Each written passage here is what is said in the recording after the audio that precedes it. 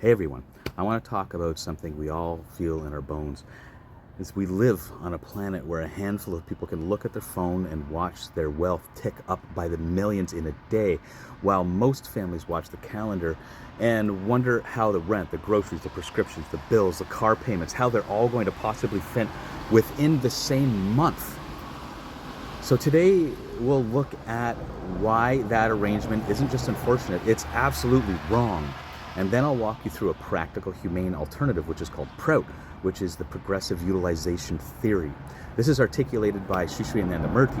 And by the end, you'll know what it is, why it works, and how we start right where we are now. So, where to begin? We'll begin with a simple moral intuition here.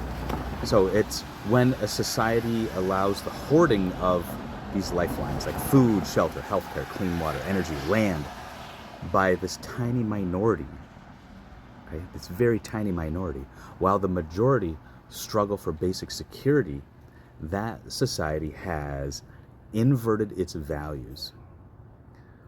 Like, we've been trained to see extreme wealth as proof of genius and this widespread struggle as proof of, personal failure. But zoom out here. If the game is rigged, then individual brilliance or laziness are tiny variables compared to the rules of play. The rules currently reward financial extraction over real value creation, speculation over stewardship, or enclosure over access. So a civilization that measures success by how much one person can accumulate rather than how well everyone can live creates loneliness at the top and despair at the bottom here. Both are forms of poverty. Poverty of connection, poverty of meaning, and poverty, material poverty, right? That crushes bodies and dreams. So with that, it's important to demystify a few mechanisms here. One of them is financialization. So more of the economy's energy flows into trading paper claims on wealth than into making useful goods and services. So money chases money, not human needs. When money makes money faster than work makes money, owners leap ahead while workers they just tread water. Okay. The second is rent seeking. So owning these toll booths, right? Land, housing, patents, platforms, right? It lets you charge access fees without adding new value. The more we convert commons into these toll booths, the more every necessity becomes the subscription to someone's passive income. Okay? These are important. Third, I'd want to discuss is monopoly plus platform dominance. So when a few firms control supply chains, this data or distribution, right? All of these things, they set terms for everyone else, squeezing suppliers, underpaying workers, and nudging prices up while wages just stagnate. And we see that happen. The next I'd look at is externalization of costs.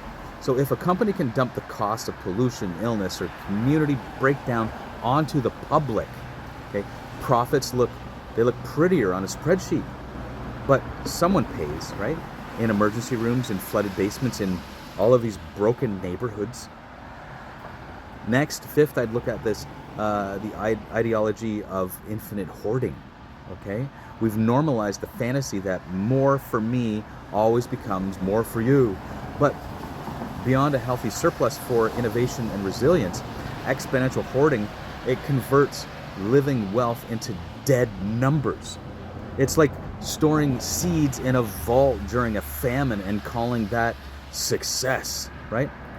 Like, ethically, if an economic gain repeatedly produces winners who could never personally use what they own in 10 lifetimes and losers who can't meet basic needs, that gain fails the test of justice here.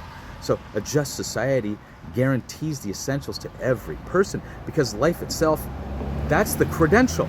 right? Life itself is the credential.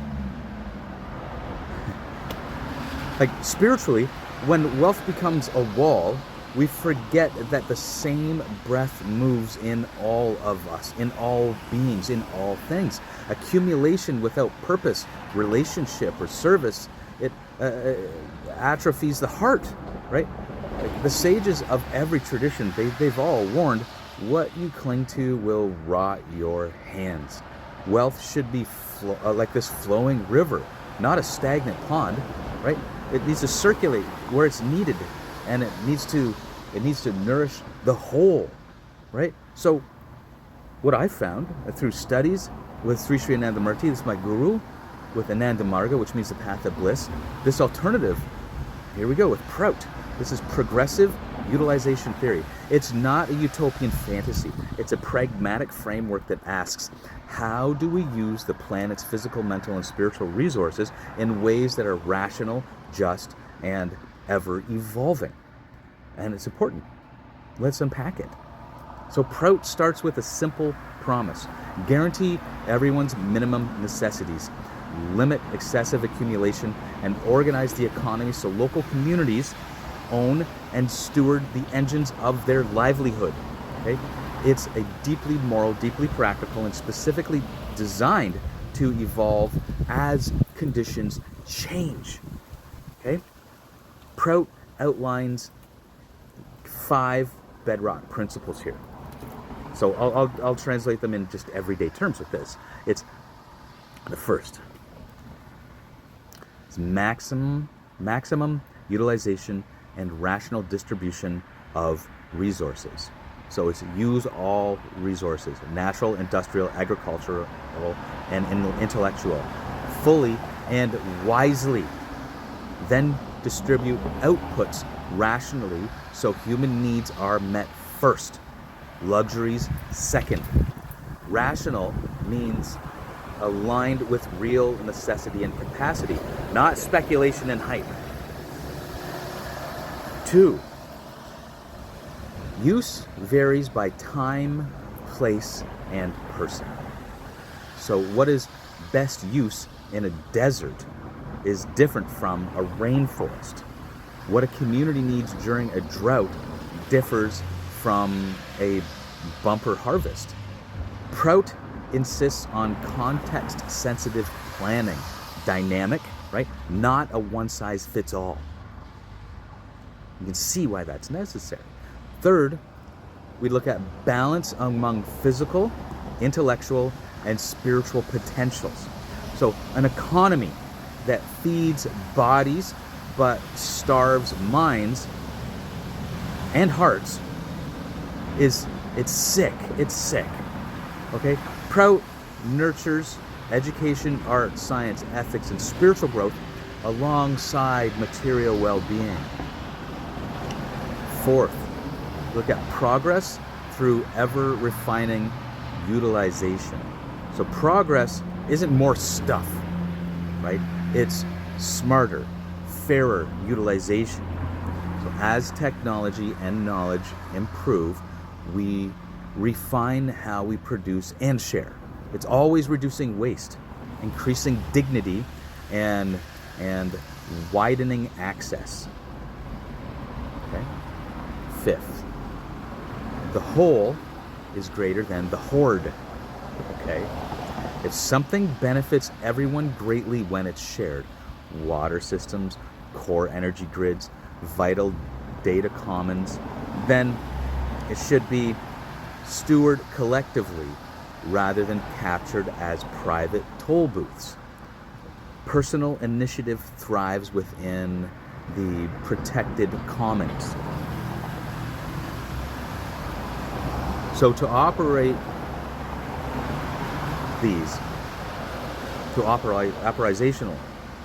these, PROUT uses a 3-tier system here. So tier 1 is the key industries. So they're collectively managed. They're public and trust stewardship. So these are foundational systems no community can live without. So major energy, large-scale water, rail networks, essential heavy industry. Okay. They're run as public trusts, not for profit maximization, but for reliability, for resilience, for this universal access here. So 2, we look at cooperatives, right? This is the beating heart. Okay, most of the economy lives here. Farming co-ops, manufacturing co-ops, service co-ops, credit unions, consumer co-ops, right? Workers and communities own and govern these enterprises democratically. So profits become community oxygen here. Better wages, lower prices, local reinvestment, right? Shared reserves. So the third tier here, small private enterprises. So room for craft and innovation, right? The individual entrepreneurs and family businesses thrive where scale isn't essential. You can still bake your bread, design your apps, repair bikes, create art, right? Keep your profits, be rewarded for excellence within a system that prevents any single small enterprise from morphing into a predatory monopoly. So this blend here, it keeps essentials protected, right? Everyday production is kept democratic, and it keeps creativity alive. So these minimum necessities like food, shelter, clothing, education, and healthcare, they're non-negotiable rights. So with PROUT, it says guarantee them first, right? Index them to the cost of living so they remain truly sufficient, not symbolic, okay? When the basics are assured, people become more innovative, not less. It's because survival fear stops hijacking their nervous systems. There's a wealth ceiling here. So PROUT introduces a limit on excessive individual accumulation. It's a humane ceiling that still rewards talent and effort, but prevents hoarding that distorts democracy and markets, right? So you can flourish, succeed, and build, but you cannot buy the playground and charge the children rent for oxygen, okay? So think of it like speed limits. Not to punish drivers, but to keep the whole road safe. Right? We need to reframe how we're looking at this all. Like, real life isn't national averages. It's specific rivers, soils, skills, cultures. Like, block level planning means economic decisions are made at the smallest practical planning unit, a block, right? With real data about local resources, needs, and capacities. The block crafts its plan. It coordinates with neighbors and participates in larger regional frameworks where it's appropriate. So this prevents both top-down bureaucratic blindness and bottom-up fragmentation. It's subsidiary with solidarity. Okay, like PROUT here, PROUT emphasizes the need for leaders grounded in what we call yama and niyama. They're style, ethics, self-discipline, service-oriented, incorruptible in spirit. Like, no saints on pedestals, but humans committed to truthfulness, non-exploitation, non-hoarding, and the welfare of all. Call it character infrastructure, whatever. Without it, even good blueprints get bent, okay? So this is why PROUT helps now. With inequality, PROUT's wealth ceiling and cooperative core direct surplus into community well-being, not speculative bubbles. Okay, there's a supply chain fragility. So localized planning shortens supply lines. It builds redundancy and masks communities. They're shock resilient. Okay, it makes them shock resilient. The climate, the public stewardship of key energy and water system enables long-term life-first choices rather than quarterly earnings theater, okay? So the mental health and meaning here is that minimum necessities plus cooperative belonging reduce isolation and chronic stress. It helps restore dignity and purpose. Like I've heard people made these arguments in the past, like, but won't a ceiling kill innovation? Okay, and say no. The greatest inventors rarely needed a yacht the size of a neighborhood. They needed stable support, peer collaboration, and fair reward. So PROUT keeps strong incentives at the small enterprise level. It celebrates excellence within co-ops and reinvents surplus into open research and community labs. Like creativity thrives when fear subsides and when fruits of creativity aren't fenced off. Makes sense. Like people, they say, well, won't cooperatives be inefficient? Like co-ops already outperform in so many sectors, especially where trust, quality, and long-term relationships really matter. Like democracy isn't a drag, right? It's due diligence. Co-ops align the people who do the work with the people who benefit, reducing agency costs, turnover, and burnout. Okay? Or someone asked, isn't this just more state control? It's not. It's not state control, right? It's right-sized stewardship. Keep essentials in trusted public hands. Keep most production in local democratic hands. Keep vibrant space for private initiative where it fits. Like it's neither hyper-centralization nor like these. It's balanced. It's balanced pluralism. Okay. So how do we start? These are some concrete steps.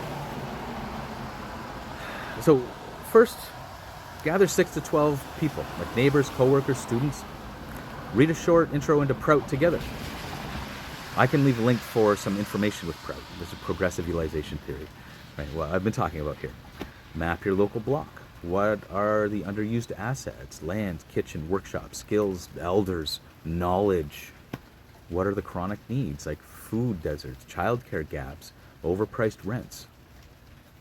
Step 2, just pick one viable cooperative. Start where pain is real and success is visible, like with food. Okay, a consumer co-op that bulk buys, staples, and distributes at cost. A producer co-op that aggregates local farm output, for example. Okay, or child care co-op or home care co-op paying living wages while lowering family costs. Or housing with a limited equity housing co-op to stabilize rents and prevent displacement. Or finance, a community credit union or a rotating savings group to break payday loan cycles. Okay? So we want to build governance with ethics, right? From day one, right from the foundation. Write clear bylaws, membership, voting, profit allocation, conflict resolution, transparency rules, and an ethics pledge against exploitation and hoarding. Like train members in facilitation, budgeting, and restorative practices. We want to finance smartly. We want to use member shares, community bonds, municipal partnerships, mission-aligned leaders, right? And lenders. And phased growth. Like we keep leverage sane. Prioritize reserves. Aim for patient capital that accepts this steady, modest returns in exchange for massive community benefit. Okay? These are some things that we can really look at here. Talk with you soon. Namaskar.